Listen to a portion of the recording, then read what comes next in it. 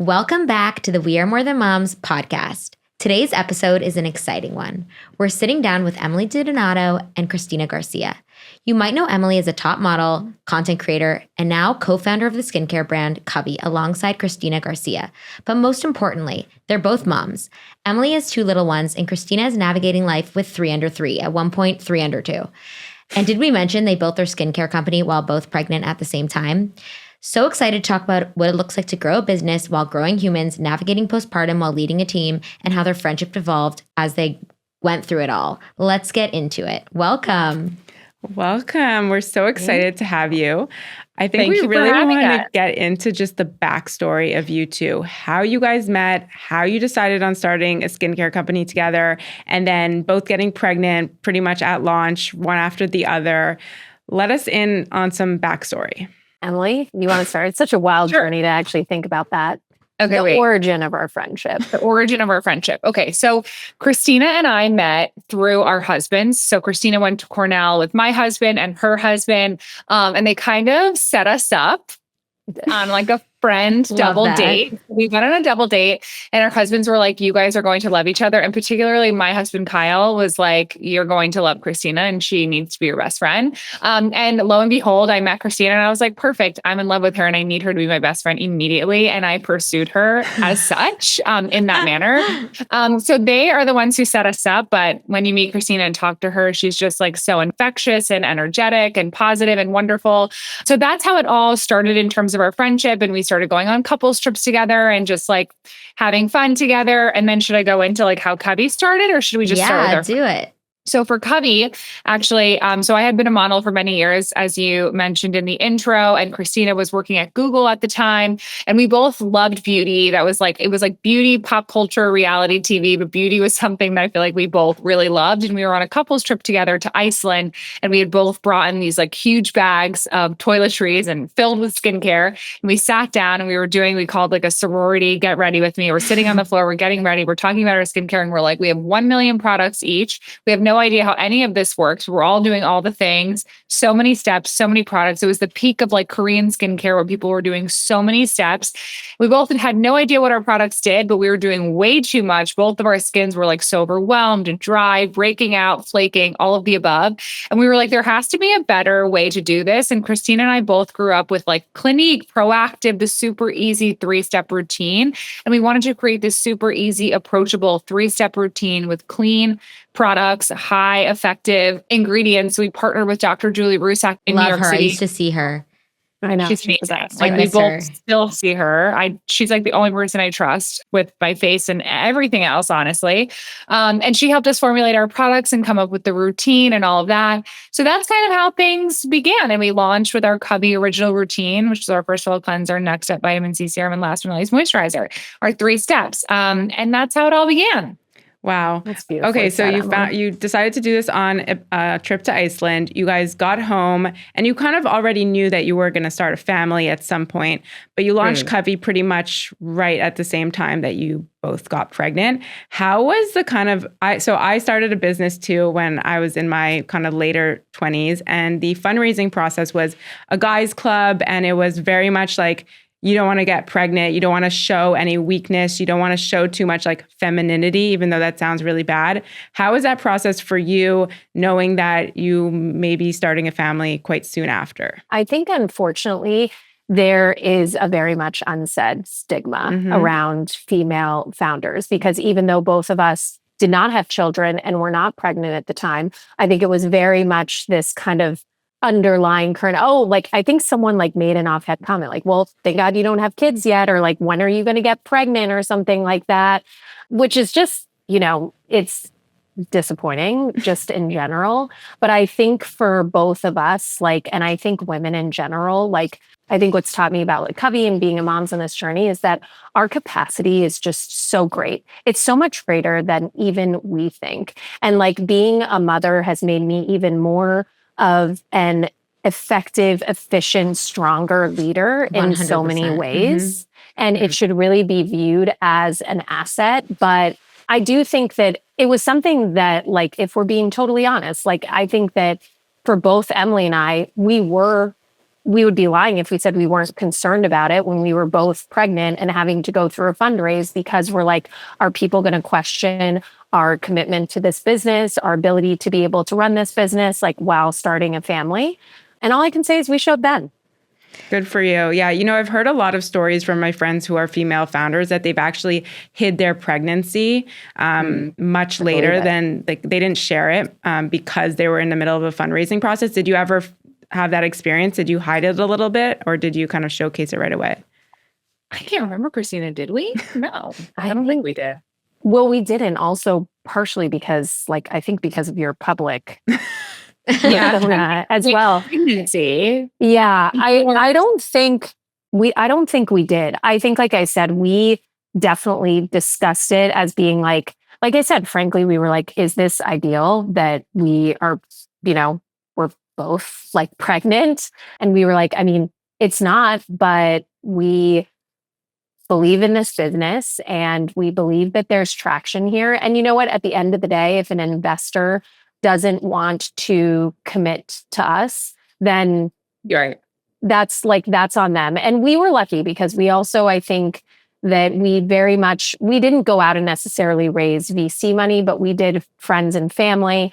And we also had some really prominent, I think, female entrepreneurs as well that we were able to include in this, and who also really helped us from a network perspective actually too. So I think my biggest piece of advice for female founders too is I think that definitely finding those other female founders who have gone through these raises and can also connect you, I think is very, very helpful and can make a big difference. Yeah. And I feel also I actually am wearing Covey moisturizer right now, and it does make my skin freaking glow. Okay. So I can attest, it does feel very silky. But I think the fact that you were two expecting moms and now mothers is so great for your brand, because I know, as going through pregnancy, what's safe, what's not. When I heard that something was invented by a mom, or the moms were co-founders, or someone who was pregnant, that makes me trust the product. Because why, and I think that's such a great part of your story that might have been something that you hid initially or were worried about, but that's what makes you guys, the brand, so strong. And I think so well respected by your customers and your clients, and can bring a whole new audience, which is amazing. At the end of the day, that is what is authentic to us. And even when we were formulating the products, we wanted clean products, pregnant or not. But even when we started with our sleep type of Cucciol, we wanted an anti-aging product that could be used across all skin types. If you are pregnant as well, if you are nursing, whatever it might be. So that was something that we felt the world needed. We wanted to use it. We thought other people would love it and use it. And it's just authentic to our story. And we have found that that really is the key. Yeah. So how has motherhood impacted your friendship? So you were going through the trenches together, early postpartum, while you're launching this company. How did your friendship morph? How were you there for each other in those horrible, in the trenches? In the trenches. And horrible. Not horrible. No, but you know what I mean? I know. It's those mentally, newborn days. Yeah, it's really hard mentally. It's and hard. I know, Emily, you speak openly about postpartum anxiety, postpartum depression. How do you even go handling that, also running a business that is in its infancy? And how do you guys support each other along the way? Yeah, it's so interesting. Christina and I's friendship is so multi-layered. I feel we have been able to adapt and be there for each other in so many different ways and chapters and phases of our lives. I would say that motherhood definitely brought us even closer. And Christina was absolutely my rock. Like we mentioned earlier, I gave birth a little sooner than her. And correct me if I'm wrong, Christina, I had a little bit harder time postpartum, the adjustment with my mental health. And she was really there for me. One thing that was interesting about starting a business in the midst of all of this, though, and Christina, I don't know if you feel the same way, but for me, having my kids and having Covey to go back to for both of us actually made us feel pretty good because it like kind of brought us back to this, like, we just had our babies. Everything is so crazy. You're not sleeping. Like you don't feel like yourself, but Covey and the Covey world, we did. So like, even though both of us were like, we're not going to do anything for like a few weeks, whatever, slowly both of us would like inch back onto calls and stuff because like it felt good because I'm working with my best friend, like we're building something together, being on calls and working. And I don't know if you guys feel the same way, although you don't want to be away from your newborn, you also are like getting these little slices of like your old life, your old self, like kind of getting back into a groove feels good again. And like your, you know, this new self that you're growing into.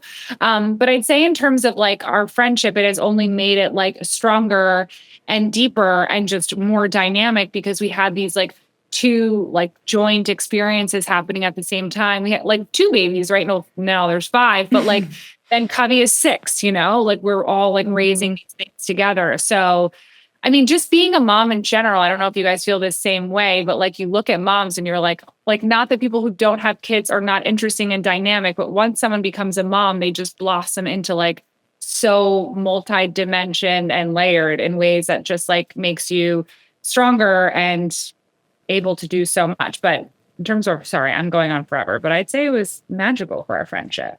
It was. I was going to say it made it all that more fulfilling. Emily and I joke, like we have the Emily and Christina file, and like we've seen there is no stone that goes unturned. But I do think that one of the most fulfilling things legitimately in my life, I'll tell my husband it, he knows it. And I'm like, but like Emily and I's friendship, starting a business together that we were just like so passionate about, and the fact that we did that, and being moms together and being able to go on that journey together, very few things in life will top it. It's true. Cause I feel like and that's how I feel. And Annabelle and I are how we feel, because it's like obviously our husbands and our families, but there is something very special about this like really, really deep friendship that you're going through all the stages with, and then also building a business, and you kind of know everything about each other. And yeah, it's something very, very special. I completely agree with that. Yeah, there's nothing like a mom friendship, really. No, and especially like early days, it's like a bond that is very strong. Yeah, like I think there's just an element of like when you can be like completely. I think the biggest thing is when you feel like you're completely unjudged in any capacity with someone, and you can like literally know that like Emily could come to me and be like, this is how I'm feeling, and like I'm really struggling with this, and I can, like I said, you have someone who can just like empathize with you and like hear you and see you, and then we're each other's biggest support. It makes us like be even stronger champions for each other to make us stronger.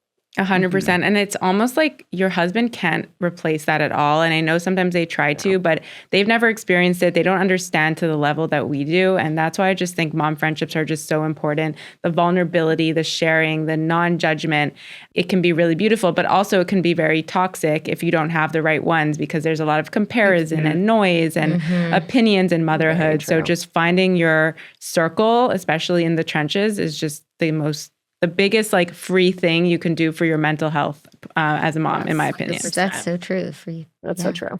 So Emily, you had your first, and Christina, you had your first through a few months after, and you were so open, which we really appreciate, on your socials about postpartum anxiety and SSRIs. You know, what was the process like for you? At one point, did you realize something was obviously larger than, you could take on yourself, and that you needed support? Yeah. I mean, I don't know if you guys feel the same way, but even still looking back, I'm like, oh, I needed a little bit more help like at that period. Like you reflect back. But I think that after I had my daughter, I just knew something was not quite right there in those early days. Like I really struggled. I did not sleep like at all, I would say, for the first like 12 weeks that my daughter was born. And not because she wasn't sleeping. In transparency, I had a baby nurse, but I just had such bad postpartum anxiety and intrusive thoughts. And my heart was racing at all times in my brain. And I was just thinking about falling down the stairs with my baby. And letting her go in traffic, like just the most insane, intrusive thoughts that like I hate saying them out loud, but like that is like where my brain was like racing and going at all times. And then also when I had my daughter, I had something called DMER, called dysphoric milk ejection reflex, which whenever I mention it, people are like, wait, I think I kind of had that. But basically every single time I would nurse or breastfeed, I would get this like really overwhelming sensation of like very depressed, anxious, homesick, kind of like a really want to crawl out of your skin feeling. It's like a hormonal fluctuation. And then it would pass after like in like 30 seconds after the letdown. So the first like 4 months, 5 months when I was nursing, I was like really unwell because I was so anxious. And actually with my first, I would not say that I was depressed with her. I more so struggled with that with my son, Oliver. And honestly, he's 2 now. And sometimes I even think that I'm still kind of coming out of it with him. After I had Teddy, it took me a minute to go back into therapy and like find the right person, because that is like a work stream in itself, like finding the right person that you enjoy talking to, you feel good talking to. But it is such an important thing to do because like husbands are only great, or wives, whatever, until so far. And then you have your mom friends, but I needed like real professional help for sure. But thank God I had like my mom friends. But then after I had my son Oliver, I experienced more of like an irritability and lethargicness and just kind of a lack of zest for life, and would have some really like dark thoughts. And I would speak about it with my husband, and I was like, okay, I think it's time. And honestly, that same therapist that I found, who it took me a minute to find, I actually found her through Christina's best friend from college. At one point, she was just like, Emily, like, enough. It's time for you to explore an SSRI. Like, this is just like, we've been talking for months. And honestly, she's a therapist. That's not really her job to prescribe that. But she just cut me off like really abruptly, I remember. And she was like, it's time. Like, this is just, we gotta like cut it. And like, you need to go see like a psychiatrist. And that's when I finally explored an SSRI. And that was a really interesting and transformative experience for me. And sometimes I look back and I feel a bit sad that I did not explore that earlier in my motherhood experience, because I did white knuckle it much longer than I should have. And honestly, purely out of like shame. Like I felt so much shame that I had to do that. I felt weak. I compared my experience to other moms, the people around me. Why do I have to do this? Everyone else's experience looks easier, lighter, whatever. But you know what? Now I'm just like, now that I've done it and tried it, and I'm currently not on an SSRI, but I'm like, if I needed to go that journey again, no time would be wasted. We really appreciate the transparency. I think there's just so much shame in motherhood. And at the end of the day, everyone goes through their own journey. And I think, some people have a really tough pregnancy and then like an easy labor, or they have a really hard labor and then like an easier like postpartum period. I think you can't go through motherhood unscathed. Like there's always going to be something. And we just kind of go through it in a different timing. So maybe other moms like look perfect right now and they're going to go through something there. But once you're in it, it's very hard. You kind of think you're all alone in it. But thank you to you, like people like you who are sharing it. It's really important to normalize for other people, because the shame is deep. Yeah. And some people, it starts and they're trying to conceive. That's when they, have their struggles, and then everything else feels lighter for them because they went through like years of IVF or that's such a good point. And Christina, how did you find you were able to help Emily during these times? Because I think a lot of people ask us, we get at this question a lot of like, my friend's battling postpartum depression or anxiety. Like, how do I be a good friend to her? Like I said, Emily was pregnant. She had Teddy first before I had my son too. And I think that like in terms of like supporting someone who's going through that, I think the best thing that you can do is to be the best possible listener that you can be. And I remember you being like, I remember when you were like, I cannot take Teddy outside because it was like too cold, and you were like worried that something was going to happen to her. And like, even you had anxiety about like going into buildings because you were like, I don't know, with like the stroller and like everything else. And I think that like, one thing that I was like, listen, I knew you before this. And I was like, so I think also just like listening to her and hearing her and like hearing that anxiety and how painful it was to her. And then I think that like I'm not a therapist and I'm not going on that journey specifically. And she had to go on that journey herself. I hope that like I was the best, most supportive friend in listening to her and being like, Emily, I hate that you feel this way. Like, I hate that you're experiencing these feelings. And when she was like, I do think like maybe talking to someone or seeing someone would be helpful. And like when she was like, yes, I think like I'm going to take something, but I feel really guilty and I feel shame. And I just remember being like, unequivocally, absolutely not. And like to your point about female friendships, I was like, I am 1,000% by your side. Like, I know how great of a mom you are, how much you care for these children, and like you deserve to not have these feelings or sensations like happening for you during this time. That's I so would beautiful. say Christina did a great job with listening, probably to a lot of repetitive, anxious thoughts. But I made it out to the other side. But You did. yeah, like she said, I was literally afraid to leave the house with my child. So for anyone struggling with postpartum anxiety, I've been there. Yeah, that's super helpful because, as you said, like there's a lot of people who, see their friends struggling and they don't know how to support. And sometimes it can stunt a lot of people. Like, do I say anything? Do I ask how they're doing? Do I not ask how they're doing?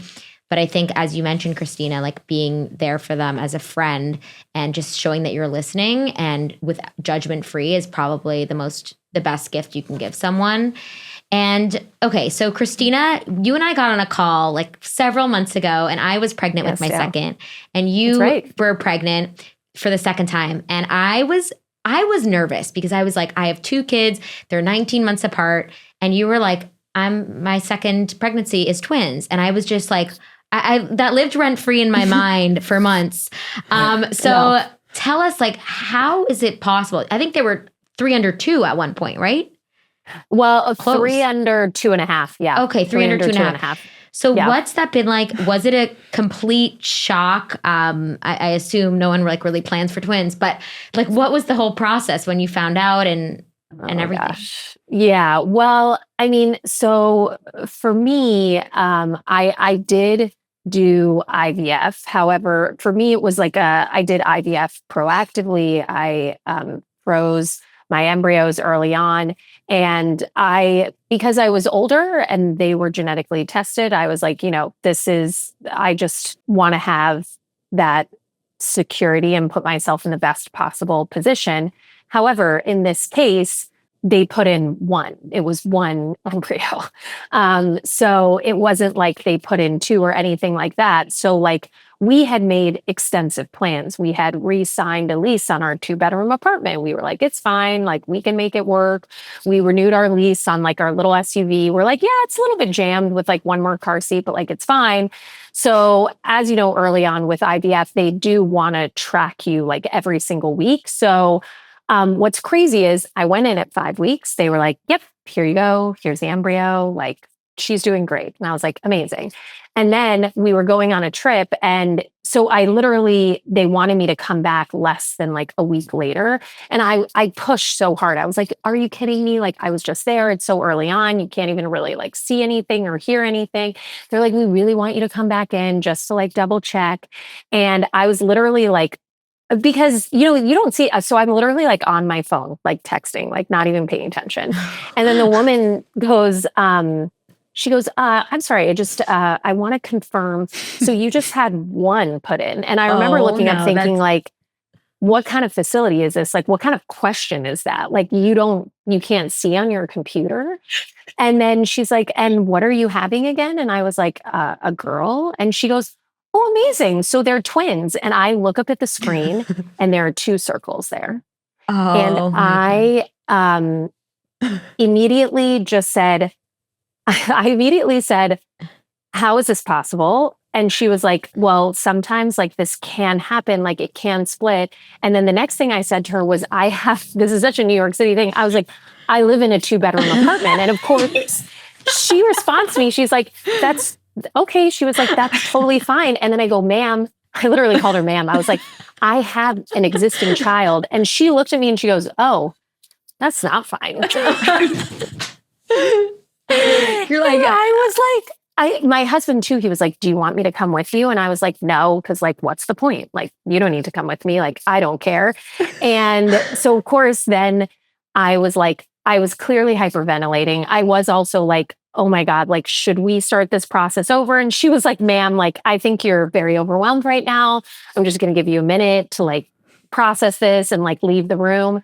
So of course I texted my husband. I was like, I need you to call me. And of course he's like, what's up? Like, I'm on a work call. And I was like, I did just text him back in all caps. It's twins. Oh my God. Because actually a key part of this story that I forgot to tell you guys is after this had happened, I noticed like right after it happened, like I was going to the bathroom all the time. I was like so lethargic. I felt like a bus hit me. And when they called me, my HCG levels were like Super triple high. what they Yeah. were. And so of course you do what everyone does. And I Google it and I'm like, oh, triple high HCG levels. And literally Google was like, this could be a sign that you're having twins. To which my husband said, I was like, Dan, it says that like maybe it could be twins. And he responded, don't be dumb. They put in one. And then it Yeah, split. sounds like Dan. Surprise. Yeah. Wow. So he was I like, would have paid to Christina, see his that's- reaction when you sent him that text with all caps. He literally was like, oh my God. And then he was like, oh my God, oh my God. He was very nice. He was like, are you okay? Are the babies okay? And then I was like, what are we going to do? And he literally goes, I don't know. Call your mom. I go, okay. Honestly, that it's always in retrospect, you look back but the feeling of, I can't even sheer imagine panic. that it's not just is it a boy or a girl and you're like, oh, surprise. Like this is another human being. And you just are being told that that's just like the most shocking thing, especially for someone who had planned, checked everything was okay. It was a very like, this is the date that we're going to insert, So the wait, embryo. how is the reality now from the shock? Yes. How's the reality now? The reality is actually like so much better than I thought. If I could have Love given that. myself any advice, like I stressed so much about like, how am I ever going to be able to put 3 kids to bed by myself? How am I ever going to be alone with 3 children by myself? And I really loved being such like a hands-on, independent mom with my son. And I was like, I had talked to some other twin moms and specifically twin moms who had an existing child.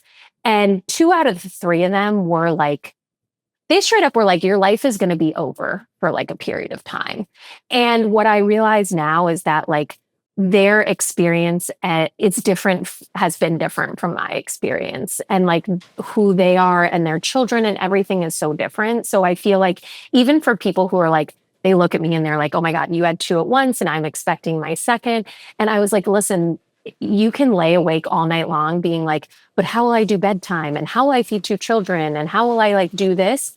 And I wish I didn't stress so much about that, because then when you're actually like in the moment and it's happening, you will actually figure it out in order to make it work. I definitely used a lot of things that like, as when I just had 1 kid, like I did use self feeders for my girls so that they could, when they were old enough to use them, about 4 or 5 months. So I would stick them in the pillow, put on the self feeders while I was there, while I was feeding my son. And so like, those are the things that like we've figured out, like routines. And I do think that like with a lot of the twin moms, the best pieces of advice I got were like, do not separate them because they need to get used to each other's cries and screams. So like my girls eat at the same time and they sleep at the same time. And even if one wakes up from a nap earlier, and this happens every morning, Penelope always wakes up before Isabel, and that girl is loud. She is yapping away for 30 minutes and the other one sleeps through it. Wow. So that was the I always best piece of wondered about advice that I got. Yeah, because like one gets up in the middle of the night and cries. Does the other one get up? Logistics will keep all moms up throughout the night. Like logistics are my Roman Empire. Math. Yes. But Christina, you Yes. mentioned such a good point. It's like everything seems so daunting at first. And then when you just like do it and you just figure it out, it's just like, oh, that's so easy. Like, remember when you had your first kid and you were so scared to take them into the car alone or outside of the house alone? And then it's like, then you go to send them to preschool and you're so nervous about that. But then the next challenge comes and everything is like constantly up leveling ourselves as a mom and building like our resilience muscles throughout. And I sometimes find that the shock factor is actually harder than the actual reality. It's like we're always we're psyching ourselves out and saying this is going to be so hard, it's going to be so hard. But in reality, if we just like put away the noise, it would just be much better for our mental state. Yeah. I think to your point, I think like the mindset is very critical. And I think to a certain extent, that is like a key thing that you have a choice on, right? Like in terms of like how you can panic and you can like stress about it, or be like, okay, this is like how I think it's the best way to handle bathing 3 kids, or like tearing out how I'm like bathing them to get it done. And now I get it done. I love that. So Emily, you mentioned at the beginning about how you were so grateful to have Covey as this like identity, and both of you were grateful to have that. And Dale and I talk about this a lot, and I think we go through so many identity shifts as a mom. But one thing that's been really true for both of us from the beginning is we feel like we're better moms because we have an identity outside of being a mom, and would love to hear about both of your transitions into motherhood from like an identity landscape. Did you have any identity crises after each one of your kids? Did you feel that shift? And then, how did you kind of navigate it? Yeah, I mean, I feel like that identity crisis has not / will it ever end? Because I feel like you talk to moms and they're like, I don't know, like, should I be doing this job? Like, should I be doing this? Like, is this actually worth my time? Like, you're constantly trying to prioritize, reprioritize. Like, it's really hard. I would say that, like, I definitely have that conversation and like identity crisis almost every single day. And that's where like mom guilt, I feel like, comes into play sometimes, because I'll be doing something for work or something for Covey, or like going into the city and I'm like, is this worth it? Like, your time becomes so finite and more valuable than ever. So I feel like that is what kind of makes me spiral into an identity crisis, because I'm like, who do I want to be? Like, should I just stay home with my kids? Like, I get very black and white, and I'm like, should I just stay home and like do nothing else? Or like, should I just like be this working mom and like get an office outside the house so it's like totally separate? Like, I like can't ever figure it out. But I would say that like, yes, the identity, like, especially for me, because my identity was very tied, prior to having children, I had, my modeling career, and my body and identity was all tethered and into that. And then I got pregnant and obviously gained weight, and like my body went through that journey. So then I had that kind of identity crisis, because I was like, okay, like that. And then my modeling career kind of shifted. And then I went more into like content and Covey. It's just been like it's like constant reinvention and also confusion and like not sure what I should focus on. So long story short, yes, many, many identity crises. I don't know if you feel the same way, Christina. Yeah. Someone actually, I think, gave me the advice where like, it becomes like, I think that is truly when you become multifaceted. When I think about like the different mindsets that I shift into like throughout the day, I think I wrote myself an email before I actually gave birth. Part of it was being like, don't let anyone guilt you about like breastfeeding or anything like that. But I remember actually being like, you know what, your wants and desires and you being happy matters a lot. And like, if you are fulfilled by doing something from a business perspective, like you shouldn't have to feel ashamed or guilty about that. And I think that I think I more so, not so much as identity shifts, but I realize that like I am fulfilled by different things in life.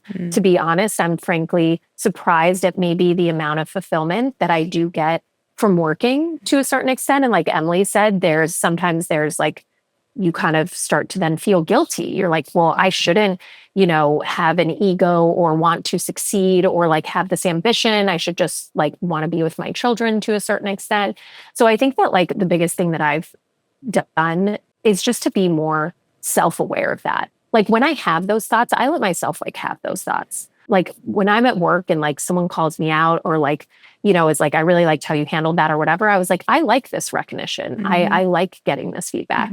And then when I'm with my kids and I'm like super present with them and I like have a moment there, or when I feel guilty when I'm traveling, I like let myself feel guilty. That's the piece of advice someone gave me. They were like, don't try and shut down the feelings or those identity crises that you feel. Like usually I audio note them to Emily. Yeah. And I just verbalize it to her. And then once again, we cheerlead each other where she's like, you know, girl, like, don't feel bad about that. And like, you know what, like you are present with those kids when you're with them. Once again, it goes back to like mom friendships being so powerful because you have all these feelings and emotions of doubt and guilt. And you go to your other mom friend and she's like, you're good. Don't worry about that. I think we do that on a daily basis for each other. Yes, daily, like by 6 a.m. Yeah. That's us. And I think sometimes you just need someone like your friend who gets it to hear you out. And like we can each tell when we're on the verge of like overwhelm or stress. And like sometimes you just need to let it out. And then you could start from ground zero again. Because it's so easy to our cup to overflow. It just by 6 a.m. like we have so much already in our heads. So that's very true. I always say like 9 a.m. now is basically like late afternoon, right? Totally. Like your day just starts so early now, especially when you're prioritizing, things for yourself. Like I try to wake up super early so I can have at least some time for myself before. But I would love to talk about quickly like social media. Emily, clearly you're super present on social media. And Christina, you're private, like me, actually. And so how do you find the balance, especially when it comes to mental health? So just quick backstories, like social media is very new for me. Dale and I started this account about maybe a year ago. And before then, all of my other businesses, I would hire social media people so that I didn't have to do it because similar to what you said, Emily, like I'm either like all in or all out. I need to delete the app or I'm fully in and I'm consuming and I'm, my mental health is suffering. So how do you handle the social media noise and consuming and all of that while also kind of protecting your mental health? Oh man, I don't know if I have mastered that in full transparency. Like I know that like when I spend less time on social and consuming it, I feel exponentially better. Also just generally just being off my phone. It's not even just social media, it's just the entire device. But I do think that the benefit of working in social media and also being a part of like the fashion industry and so much fantasy being created sometimes when I consume social media, when things are hunky dory, for certain people, I'm like that you are seeing such a sliver and you're only seeing what they're letting you see. So I do not struggle in the sense of like, I do not get triggered weirdly. And I'm not even saying this. Like, I don't feel jealous of people or like that's not where like my mental health goes wrong. I feel like I'm not like, I wish I had that. I should be like this. I'm just kind of like, people are only showing you what they want to show you, and people paint it way rosier than things probably actually are, by the way, including myself. So that's kind of how I take it. But in terms of consuming it, I just try not to do it first thing in the morning and like at night before bed. And obviously when I'm around my children, but it's really hard because everything is tethered to the phone. Like even like all of my daughter's like school calendar and activities and messages with teachers. Sometimes I'm like, I'm still on this thing, like no matter what. But I do my best. I don't know, Christina, what's your answer to that? I mean, I think you do like an exceptional job with that. I'm always like very impressed. I think that, I mean, Emily, to your point, Annabelle, like she's always like, you should do more. Like you should be out there more. You should. But I think that like to the point of like being very aware. And I think particularly for me right now with working and then also having the 3 children as well at this point in time, I just can only slice myself in so many different ways, and committing to that is just something that I just can't do at this time. What are some other boundaries that you two kind of really follow to navigate the work-life quote unquote balance? So my kids wake up around like 6:30ish, and I get ready. Like I get ready for the day at like 6 a.m. So then from 6:30 to 8 before my nanny comes, I am like completely immersed in them. I actually like leave my phone on the counter. I'm like, this is like, because basically I really get that hour and a half and then maybe like an hour at the end. And I do like set the expectation with our team that like for the most part, if I'm not traveling for work, that like I will be offline from 5 to 7 p.m. every day. And then I will log back on and you can like reach back out to me. I do set those boundaries for me to be like really present with my kids, not have my phone on me, and also establish that from a workplace perspective. And another working mom had a really good piece of advice for me. She was like, I do leave the office every day at 4:30. She was like, because this is like a chapter in time where my children still want to be around me and they still want to see me, and that won't always be the case. So right now, even if I set that boundary and that hurts me from a career perspective, which it should not, but even if it does, she's like, this will not be forever, but while this time exists, that's a priority for me. And that really stuck with me. I love that. I mean, I think for me, when I think about like work-life balance, that's like a number of different things. Like it's like work stuff, social media stuff, you know, my social life, my relationship with my husband, my mental health, my physical health. So I think in terms of like mental and physical health, what's key for me, like Christina said, I have to wake up before my kids. I go to bed ridiculously early. I wake up extremely early. I journal, I read, I meditate. I really take like time alone and by myself and not on social media. And I always carve out time to work out as well, because that's just like so crucial for me, for my mental health and just like how I feel and like just feeling good inside my body. And then, you know, with my husband doing a date night once a week, we always make sure that we go out, just me and him somewhere, and then always try to carve out some time to be social too. And then also try to work. Like it is seriously impossible, but I do my best. But there are just like certain buckets that I feel like I need to like, or think boxes I need to check. And I do feel better. Like when I go weeks without seeing Christina or seeing friends or being social, I'm like that, I really see how that impacts me, because I need that girl time. I need that friend time. So I think, you know, just keeping kind of like a checklist of like, what are your non-negotiables or things that make you feel whole and make you feel like you, and figuring out how to make them happen alongside like everything else you're trying to do. It is not easy, but I really try. Wait, so what time do you go to bed and what time do you wake up? Because I'm asking because I also go to sleep ridiculously early, and Dale knows if she texts me after I'm not, and I'm also up very early and I get made fun of for that sometimes. If I had my way, I would be in bed right after my kids' bed at 7 p.m. Not asleep, but in bed. But my husband will let me. He's always like, can we watch a show? I usually go to bed at about 9:30, like maybe 10. And then I wake up sometimes like 5:30. That's usually when I'm up. Yeah. Also, like the debate that I feel like no one talks about is, when do you eat dinner? Because if I have an 8-month-old and then I have a 2-year-old. If I have dinner at 5 with him, it's so rushed. I'm scarfing down food. I barely have a second.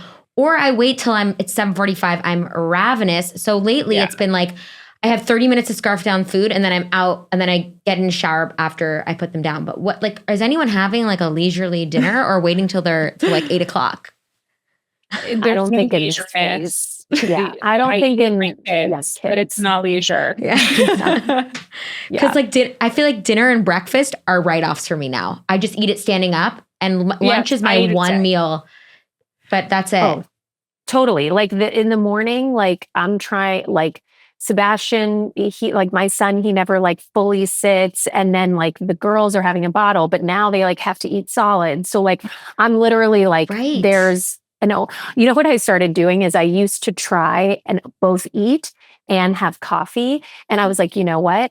Like the coffee would never get drank. It would like I don't even know where it would end up. Then I would just get pissed that I like didn't drink my coffee. So I get coffee like I just wait until I leave to get my coffee. Or like to your point, like once the kids are all down and they're napping, even though it's later than I would like, that's when I have my coffee, because I'm just like, you know what? I don't want to like have to just like never finish this or not enjoy it. So I will make that change in my life so I can just like drink my coffee. Honestly, even if I do have time to have breakfast, she needs to eat all of my food because it apparently looks better than hers. Even though it's the same. That's another thing. It's crazy the logistics that we have to think about. No one warned you about that. Emily and I talk about that. No one warns you. Well, we're warning everyone. If any new moms are expecting moms, we're warning. The level of like efficiency that you like have to have, like, I think it's like the level of things that you just like have to do and like think about. And like I said, I'm in awe every day. And I'm just like, I tell my mom, I'm like, Mom, like, I don't understand. Like, this is like a lot, like at all times. It never really like lets up. And she's like, she was like, I don't know. I think that's why, like, I do think that's what's good about our generation is that like Emily and I, we joke all the time. We always are like, we're going to tell our daughters about this. Like no one told us about this. And we are going to like, be like, you go in eyes wide open. I feel like by the time our kids are moms or dads, they're going to have like an AI, like crazy assistant to do everything for them. Like it's going to be a very different world. But you know what's interesting is that I feel like, and I think you were talking about this earlier, Christina, about how, motherhood really forces you to become efficient. And I think it's also because we up level ourselves so much. Like we're not saying yes to everything. Yeah. We have to decipher what is truly worth it. Taking time away from our kids, taking time away from our husband, like what is worth it in our life, including friendships, professional relationship, everything, that we are narrowing it down to like making sure that our time is the best well spent possible. And even like at the gym, like going to workouts, like which ones are actually worth it? If I'm going to have 30 minutes, like what's going to be the best for my mental health, my physical health? Like moms become so up leveled that I think that we always talk about, like our past selves, I was more thinner then, or I had like so much time then, but I'm like, I am 100 times better and up leveled in every way than I was before. I agree. Yeah. There's a way that you like own the way that actually, Emily and I talk about this too. And like, I was definitely a people pleaser. Emily always would tell me like, Christina, you should do less. Like, I need you to do less. She's such a good friend, like protecting me like that. She's like, no, stop it. You're doing too much. You need to come down. And I do feel like the way that you kind of like become really fearless in how you own your time. And like, you're just like, this is what I'm going to do. This is what's worth it. And like you said, you're better off for it because there were probably a lot of things that you did. I know Emily and I can clock it before you became a mom that you were like, why did I waste my time on that person, doing that class, doing that thing? Like now, like I think sometimes to my husband's chagrin, the amount of times that he's like, well, what if we go to dinner with this person? I'm like, no. Yeah, we call it who are sitter worthy couples. Like, I'm sorry if I'm going to hire a sitter, like I'm not just going to dinner with anyone. Or like you said, or activities. Like I'm literally like, I am going to work out. That is what is going to work for me. And if there's any other activity, like someone's like, but what if we could go here or like whatever? I'm like, no, I don't really want to do that. And the worst thing that you can have as a mom is because your time is so precious. If you spend it doing something and then you're like, that took 3 hours out of my life and I regret it, is the worst feeling ever. Ever. It's also not just the time. It's like the energy and headspace. Like it can mentally drain you. And then you come back to your kids and you feel so drained and exhausted from an energy standpoint and can't like be present with them. Agreed. I mean, that's a whole other... It's a whole other podcast we could get into. Okay, maybe let's like some rapid fire questions on you two. Yes. Okay, I have a question. Okay. Sorry. I don't know. Okay. But I did think of this while we were chatting. What is like one quality, I think it's so nice when people do this, like about each other that you think like one really big compliment about each other, your personality that you could say, like something really nice about one another. Oh, that's so nice. Like one thing that's really like amazing about the other person. Yeah. A very special quality.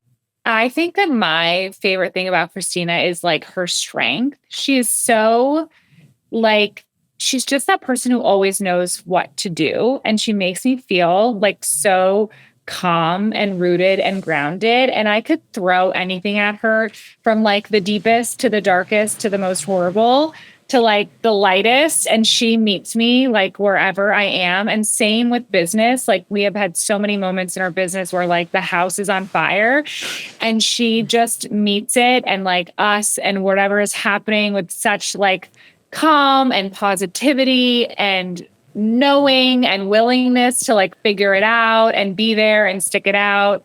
So that's my favorite thing about Christina. Oh, that's beautiful. So I love you so much. I think that one of my favorite things about Emily, and I tell her like truly I could not get through this life without her. And I feel like it's very existential. I'm not an existential person, but like I always say I have a little sister, but I feel like Emily is my not blood sister. And there is no one with the same level of depth that Emily has when it comes to kindness and empathy. Like no matter, that's why I audio note her without fail, like every single day and every single morning, because I know that like no matter what I bring to her, what I say to her, when I need to be lifted up or like supported and just have someone like hear me. And she always hits the nail on the head. She's like, I see you. I know what you're feeling. Like she always writes it for me, like every single time. I love that. So sweet. And I just always tell her, like I sent her an audio note the other week and I was like, I was going through just like a little bit of a tough time, like working a lot more, having to travel. And I was like, I could not be doing this right now without your support. I literally don't know if I could do it. That's how I feel about Dale. And also voice notes are just so underrated. And once you become a mom, it's just like right away. Yeah, because you can't just hop on a phone call with anyone. Also, I'm calling it an audio note. Texting is too, we're multitasking over here. Okay, this is completely like not on topic, but Emily, I know you've been really dipping your toes into weight training, and Christina, maybe you are too, but I just don't see it on social media. What is something that moms do not know about this? Because speaking of efficiency and productivity, I'm also very big into weight training, and I feel like you get the most bang for your buck in the 30 minutes or whatever. Yeah, I mean, that is how I feel as well. I mean, because of my modeling career and doing that for so long, I've tried almost similar, like, I just feel like I've tried every workout under the sun, like, to Tracy Anderson, to Soul Cycle, like I've done it all. And I spent so many years being like a cardio bunny and doing so many boutique fitness classes. And it wasn't until I started lifting heavy weights that I actually saw a change in my physique and also a general boost in like confidence and just felt better like in my body. And I just love the idea of getting truly stronger every single day. So my husband always jokes, I'm like full meathead now, like about my goals and my steps and everything, but it's a whole wellness project for me. I love it. I'm actually really on board that train too, like the big meat beef bowls and all that. Yes, I love it. Love that. You guys were incredible. Yeah, wait, I also want to know what's next for Covey. Oh yeah, what's next?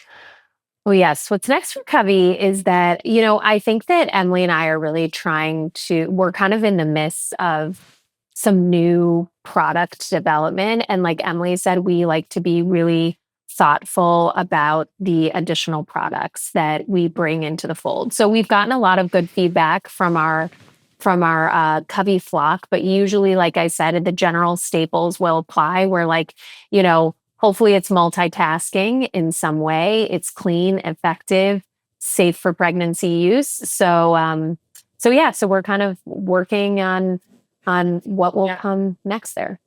Yeah. I'm excited. And I really, really appreciate how simple the line is and how it's like the colors, everything is so intentional and the product like speaks for itself. So you guys have done amazing. It's almost like you knew going into it, you were creating it for this busy mom who needed that simple approach and you guys weren't even moms yet.